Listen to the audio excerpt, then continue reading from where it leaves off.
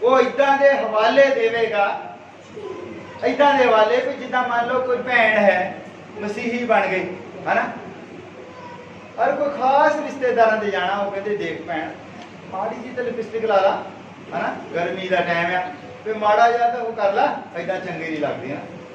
एक तो साडी भैन है जम्मू दे विच, ओहदी सस कहंदी तू तो मेरे मुंडे नूं प्यार ही नहीं करती, तू तो मरिया ही चाहती है बस, कहंदी तू आ बस माड़ा जा एक त्योहार हुंदा, तू आ सूट जिहा तो बन दे, बन ला माड़ा जा है ना। वो कहंदी जे मैं नहीं बनती, वो कहंदी तू तो मेरे मुंडे नूं मरिया देखना चाहती है।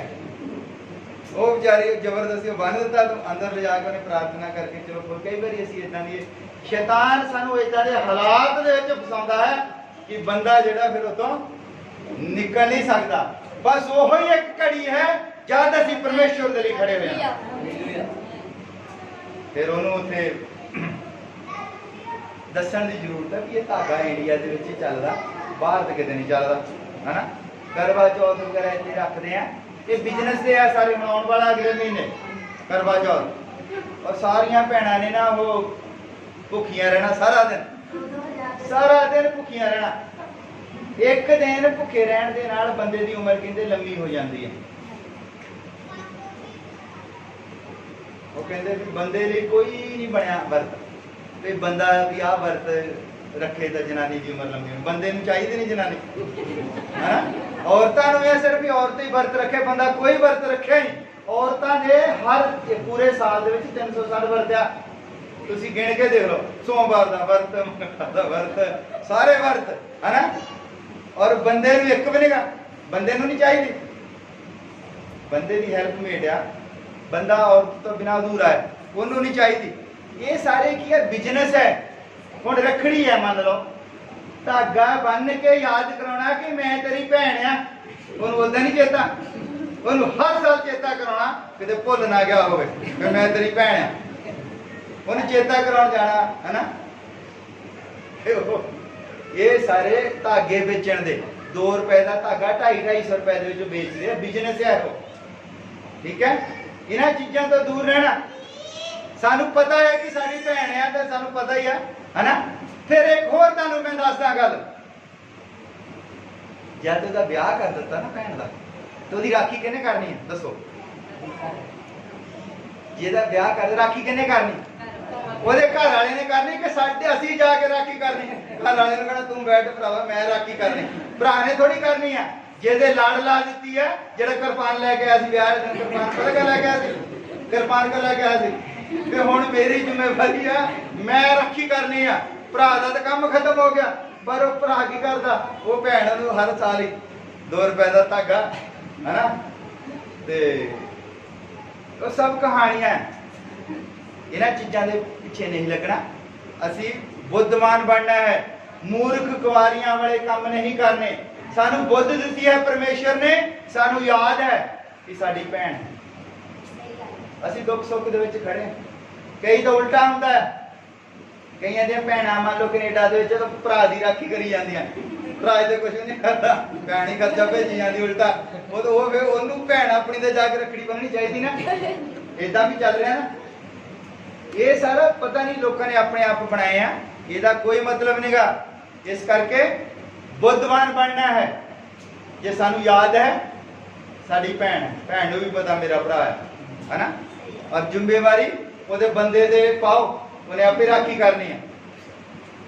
फिर वो कईयां दे ते चलो मुंडे भी जवान हो गए है ना, वो अपनी मां दी आपे राखी करनगे, वो फिर भी भरा वाल नूं आउंदी है। मतलब कि वो अपने बंदे नूं इस योग नहीं समझदी कि वो मेरी राखी कर सकता है ना, अपने भरावां ते डिपेंड है हजे भी। ये मूर्ख कुआरियां वाले काम है, ठीक है। जे असीं जिन्ने मर्जी धार्मिक होइए, पर जदों असीं इदां दे काम करदे हां, असीं रखड़ियां दे चक्कर च पए हां, असीं दिवाली दे चक्कर च पए हां, असीं गुग्गा पूजण दे चक्कर च पए हां। किसे नूं अजे तक नहीं पता गुग्गा कौन सी, किसे नूं भी नहीं पता गुग्गा कौन सी, क्यों पूजा जांदा। अगर किसी को पता है अगले ऐतवार में दस दो, पूरे पिंड च पता करके आके दस्यो जरूर कौन सी क्यों पूजते हैं। ये कुछ नहीं गा, ये हर बंदे ने अपने हिसाब दे नाल त्योहार बनाए हैं। लोगों ने कंपनियां वालियां ने त्योहार बनाए भी धागा किदां बेचा जाए, ਕਰੋੜਾਂ ਰੁਪਏ ਦੀ ਮਠਿਆਈ ਜਿਹੜੀ ਆ ਦੀਵਾਲੀ ਵਾਲੇ ਦਿਨ ਵਿਕ ਜਾਂਦੀ ਹੈ ਹਨਾ। ਔਰ ਮਠਿਆਈ ਜਿਹੜੀ ਆ ਉਹ ਸ਼ੂਗਰ ਦਾ ਕਾਰਨ ਹੈ, ਉਹ ਜ਼ਹਿਰ ਹੈ ਡਾਕਟਰ ਕਹਿੰਦੇ। ਤੇ ਇਹਦਾ ਮਤਲਬ ਵੀ ਅਸੀਂ ਲੋਕਾਂ ਨੂੰ ਜ਼ਹਿਰ ਵੰਡ ਦਿੰਦੇ ਹਾਂ, ਵੜ ਕੇ ਜ਼ਹਿਰ ਹੀ ਵੰਡਦੇ। ਇਹ ਸਭ ਬਿਜ਼ਨਸ ਦੇ ਉਹ ਸਟੰਟ ਹੈ। ਜਿੱਥੇ ਅਸੀਂ ਰਹਿੰਦੇ ਹਾਂ ਉੱਥੇ ਇਦਾਂ ਦੇ ਬਹੁਤ ਜ਼ਿਆਦਾ ਤਿਉਹਾਰ ਆ। ਅਸੀਂ ਉਹਨਾਂ ਤਿਉਹਾਰਾਂ ਦਾ ਹਿੱਸਾ ਨਹੀਂ ਬਣਨਾ, ਅਸੀਂ ਸਮਝਦਾਰੀ ਦੇ ਨਾਲ ਕੰਮ ਲੈਣਾ। ਜਦ ਅਸੀਂ ਸਮਝਦਾਰੀ ਨਾਲ ਕੰਮ ਲਵਾਂਗੇ ਫਿਰ ਸਾਡਾ ਪਰਮੇਸ਼ਰ ਜੋ ਸਾਡੇ ਉੱਤੇ ਕਿਰਪਾ ਕਰਦਾ ਹੈ, ਫਿਰ ਉਹ ਉਦੋਂ ਤੱਕ ਦਰਵਾਜ਼ਾ ਬੰਦ ਨਹੀਂ ਕਰਦਾ ਜਦ ਤੱਕ ਸਾਨੂੰ ਤੇਲ ਨਾ ਮਿਲ ਜਾਵੇ। ਹਾਲੇਲੂਇਆ। ਉਹਨੇ ਸਾਨੂੰ ਦੱਸਿਆ ਹੈ ਤੇਲ ਕਿੱਦਾਂ ਲੈਣਾ ਹੈ ਔਰ ਕਿੱਥੋਂ ਮਿਲਦਾ ਹੈ। ਤੇਲ ਲੈਣ ਵਾਸਤੇ ਪਹਿਲਾਂ ਤੋਬਾ ਕਰਨੀ ਹੈ, ਫਿਰ ਬਪਤਿਸਮਾ ਲੈਣਾ ਹੈ, ਫਿਰ ਤੇਲ ਜਿਹੜਾ ਤੁਹਾਨੂੰ ਉਹ ਦਾਨ ਦੇ ਵਿੱਚ ਮਿਲ ਜਾਣਾ ਫ੍ਰੀ, ਜਿੰਨਾ ਮਰਜ਼ੀ ਲੈ ਲਓ, ਮੁੱਲ ਲੈਣ ਦੀ ਜ਼ਰੂਰਤ ਨਹੀਂ। ਹਾਲੇਲੂਇਆ। ਗਰਮੀ ਦਾ ਮੌਸਮ ਹੈ, ਮੈਂ ਤੁਹਾਨੂੰ ਜ਼ਿਆਦਾ ਦੇਰ ਨਹੀਂ ਬਿਠਾਉਣਾ, 5 ਮਿੰਟ ਹੋਰ ਮੈਂ ਗੱਲ ਕਰਨੀ ਹੈ ਕਿਉਂਕਿ ਤਿਉਹਾਰਾਂ ਦਾ ਮੌਸਮ ਹੈ ਭਾਰਤ ਦੇ ਵਿੱਚ। ਹੁਣ ਅਸੀਂ ਸਮਝਦਾਰ ਕੁਆਰੀਆਂ ਵਾਂਗੂ ਰਹਿਣਾ ਹੈ। ਹਾਲੇਲੂਇਆ। ਬਹੁਤ ਸਾਰੇ ਤਿਉਹਾਰ, ਨਾਗ ਪੰਚਮੀ ਆਉਣ ਵਾਲੀ ਹੈ ਔਰ ਤੁਹਾਨੂੰ ਮੈਂ ਦੱਸਦਾ ਵੀ ਲੋਕ ਸੱਪ ਨੂੰ ਦੁੱਧ ਪਿਲਾਉਂਦੇ ਹਨ। ਸਾਡੇ ਇੱਥੇ ਲਾਗੇ ਆ ਔਰ ਉਹਦੇ ਤੇ ਡੋਲੂਆਂ ਦੇ ਡੋਲੂ ਨਾ ਉਹ ਡੋਲ ਕੇ ਆਉਂਦੇ ਆ। ਬਰਮੀ ਇੱਥੇ ਸਾਡੇ ਲਾਗੇ, ਉਹ ਮੇਰੇ ਆਫਿਸ ਦੇ ਲਾਗੇ ਆ। ਔਰ ਤੁਸੀਂ ਕਦੀ ਸੁਣਿਆ ਜਾਂ ਕਦੀ ਇਹ ਸਮਝਿਆ ਜਾਂ ਜਾਣਨ ਦੀ ਕੋਸ਼ਿਸ਼ ਕੀਤੀ ਹੈ ਕਿ ਸੱਪ ਦੁੱਧ ਨਹੀਂ ਪੀਂਦਾ ਹੈ? ਸੱਪ ਅਗਰ ਦੁੱਧ ਪੀ ਲਵੇ ਤਾਂ ਉਹ ਮਰ ਜਾਂਦਾ ਹੈ, ਸੱਪ ਜਿਉਂਦਾ ਨਹੀਂ ਰਹਿ ਸਕਦਾ। ਦੇਖੋ ਬੁੱਧੀ ਕਿੱਧਰ ਜਾ ਰਹੀ ਹੈ। ਅਸੀਂ ਪੂਜਾ ਕਰ ਰਹੇ ਹਾਂ ਔਰ ਉਹਨੂੰ ਜ਼ਹਿਰ ਪਿਲਾ ਰਹੇ ਹਾਂ ਮਾਰਨ ਲਈ ਕਿ ਮਰ ਜਾਵੇ। ਅਸੀਂ ਉਸ ਜੀਵ ਨੂੰ ਵਿਚਾਰੇ ਭੋਲੇ ਭਾਲੇ ਨੂੰ ਮਾਰਨਾ ਚਾਹੁੰਦੇ ਹਾਂ ਦੁੱਧ ਪਿਲਾ ਪਿਲਾ ਕੇ। ਸੱਪ ਦੁੱਧ ਨਹੀਂ ਪੀਂਦਾ, ਸੱਪ ਕੀੜੇ ਮਕੌੜੇ ਖਾਂਦਾ, ਮੱਛਰ ਵਗੈਰਾ, ਡੱਡੂ, ਚੂਹੇ ਵਗੈਰਾ ਇਹ ਚੀਜ਼ਾਂ ਖਾਂਦਾ।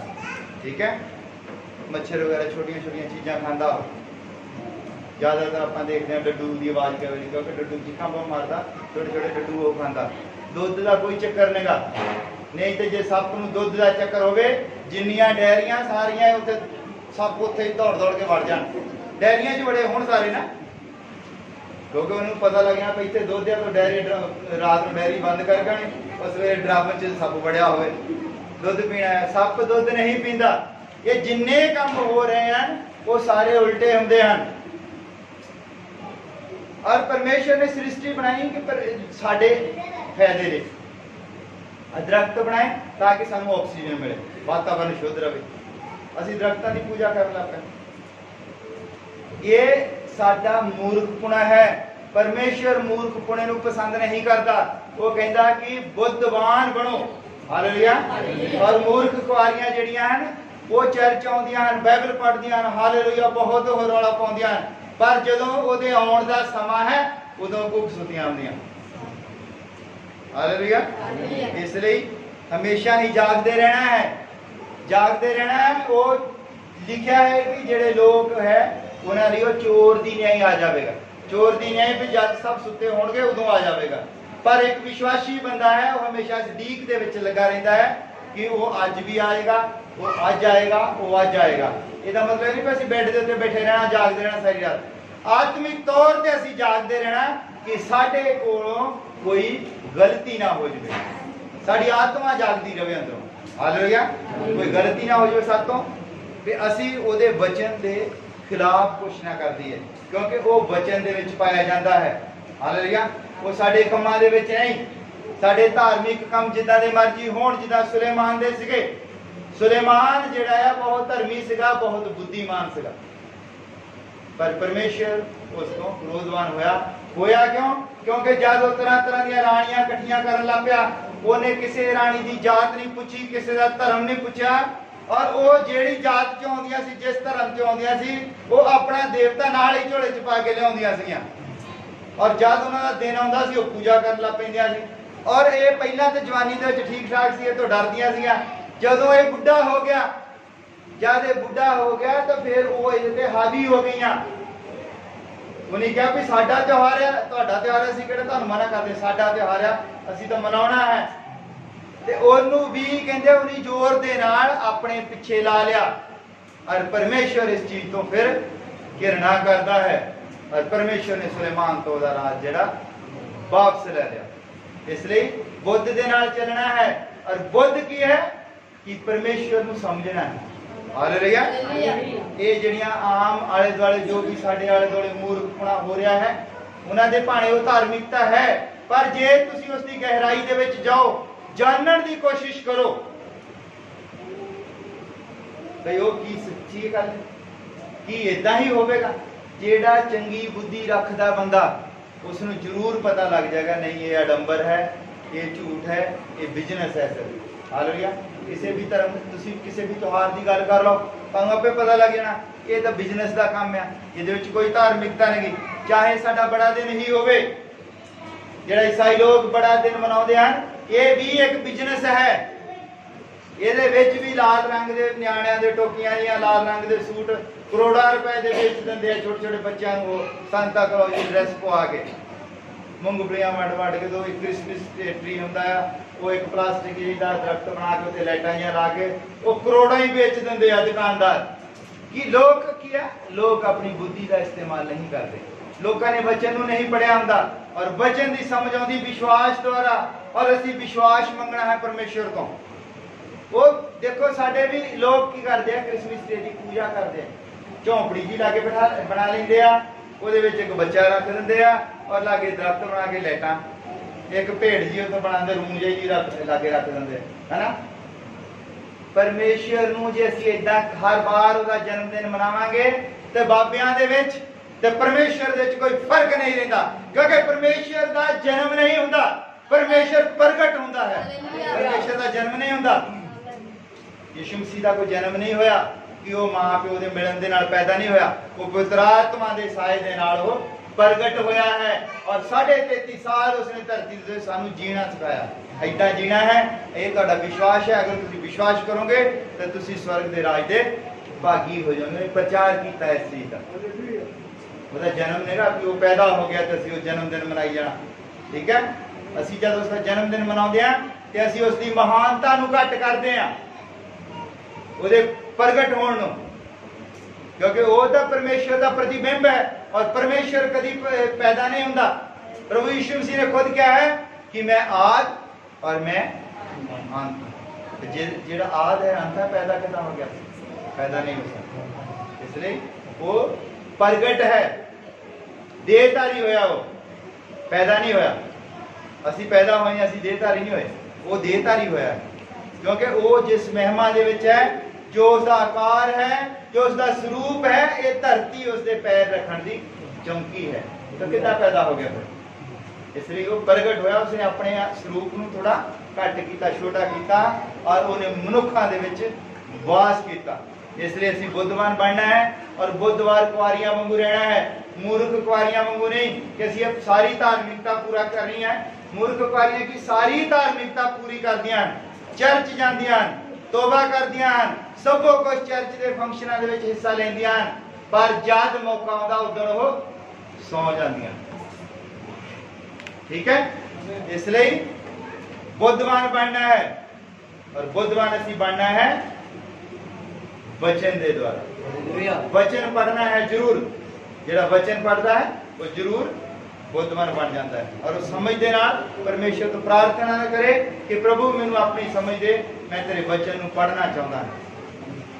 ਹਾਲੇਲੂਇਆ। ਇਸ ਲਈ ਬੁੱਧਵਾਨ ਬਣਨਾ ਹੈ, ਮੂਰਖ ਕੁਆਰੀਆਂ ਨਹੀਂ ਬਣਨਾ। ਆਓ ਅਸੀਂ ਸਭ ਖੜੇ ਹੋ ਜਾਂਦੇ ਹਾਂ, ਉਹ ਪ੍ਰਾਰਥਨਾ ਕਰਦੇ ਹਾਂ ਅੱਜ ਦੇ ਵਚਨ ਦੇ ਲਈ ਕਿ ਪ੍ਰਭੂ ਤੂੰ ਸਾਨੂੰ ਸਮਾਂ ਦਿੱਤਾ ਹੈ, ਅਸੀਂ ਚਾਹੁੰਦੇ ਹਾਂ ਕਿ ਅਸੀਂ ਤੇਰੀ ਬੁੱਧ ਪ੍ਰਾਪਤ ਕਰੀਏ, ਔਰ ਜੋ ਬੁੱਧ ਸਵਰਗੋਂ ਆਉਂਦੀ ਹੈ ਉਹ ਸਾਨੂੰ ਸਵਰਗ ਦੇ ਵਿੱਚ ਹੀ ਲੈ ਕੇ ਜਾ ਸਕਦੀ ਹੈ। ਧਰਤੀ ਦੀ ਬੁੱਧ ਨਾਸ਼ਵਾਨ ਹੈ, ਧਰਤੀ ਦੀ ਬੁੱਧ ਦੇ ਨਾਲ ਅਸੀਂ ਸਭੋ ਕੁਝ ਇਕੱਠਾ ਕਰ ਸਕਦੇ ਹਾਂ, ਘਰ ਬਣਾ ਸਕਦੇ ਹਾਂ, ਗੱਡੀਆਂ ਬਣਾ ਸਕਦੇ, ਮੋਟਰਸਾਈਕਲ ਲੈ ਸਕਦੇ ਹਾਂ, ਪਰ ਸਵਰਗ ਦੀ ਬੁੱਧ ਜੋ ਹੈ ਉਹ ਸਾਨੂੰ ਸਵਰਗ ਦੇ ਵਿੱਚ ਲੈ ਕੇ ਜਾਵੇਗੀ। ਔਰ ਅਸੀਂ ਆਪਣੇ ਸਿਰਾਂ ਝੁਕਾਉਂਦੇ ਹਾਂ, ਪ੍ਰਾਰਥਨਾ ਕਰਦੇ ਹਾਂ। ਪ੍ਰਭੂ ਯਿਸੂ ਮਸੀਹ ਤੇਰਾ ਬਹੁਤ ਧੰਨਵਾਦ ਕਰਦੇ ਹਾਂ ਅੱਜ ਦੇ ਸਮੇਂ ਲਈ, ਤੂੰ ਸਾਡੇ ਜੀਵਨ ਵਿੱਚ ਰੱਖਿਆ ਹੈ, ਤੂੰ ਸਾਨੂੰ ਆਪਣੀ ਬੁੱਧ ਦਿੱਤੀ ਹੈ। ਪ੍ਰਭੂ ਅਸੀਂ ਚਾਹੁੰਦੇ ਹਾਂ ਕਿ ਤੂੰ ਸਾਨੂੰ ਆਪਣਾ ਵਿਸ਼ਵਾਸ ਦੇ, ਔਰ ਪਿਤਾ ਕਿਉਂਕਿ ਬੁੱਧ ਦੇ ਦੁਆਰਾ ਅਸੀਂ ਤੇਰੇ ਕੋਲ ਨਹੀਂ ਪਹੁੰਚ ਸਕਦੇ, ਵਿਸ਼ਵਾਸ ਦੁਆਰਾ ਅਸੀਂ ਤੇਰੇ ਕੋਲ ਪਹੁੰਚ ਸਕਦੇ ਹਾਂ, ਕਿਉਂਕਿ ਵਿਸ਼ਵਾਸ ਦੁਆਰਾ ਹੀ ਅਸੀਂ ਧਰਮੀ ਠਹਿਰਦੇ ਹਾਂ। और विश्वास तेरी अपनी प्रॉपर्टी है। और जब तू सानू विश्वास दिंदा है तो फिर तू सानू अपनी समझ भी दिंदा है। प्रभु असीं तेरे अज इस वचन दे लई तेरा बहुत धन्नवाद करते हैं। इन्हां भाइयां भैणां दे लई जिन्हां ने गर्मी दे विच बैठ के प्रभु तेरे वचन नूं सुनिया है, तो साडे उत्ते किरपा कर प्रभु। असीं बहुत जल्दी इस गर्मी तो छुटकारा पाउण जा रहे हैं प्रभु। तू किरपा कर, संभाल के रख, सब कुछ तेरे हाथ विच है। और जब तक तू बरकत नहीं दिंदा तो कुछ भी नहीं हो सकता।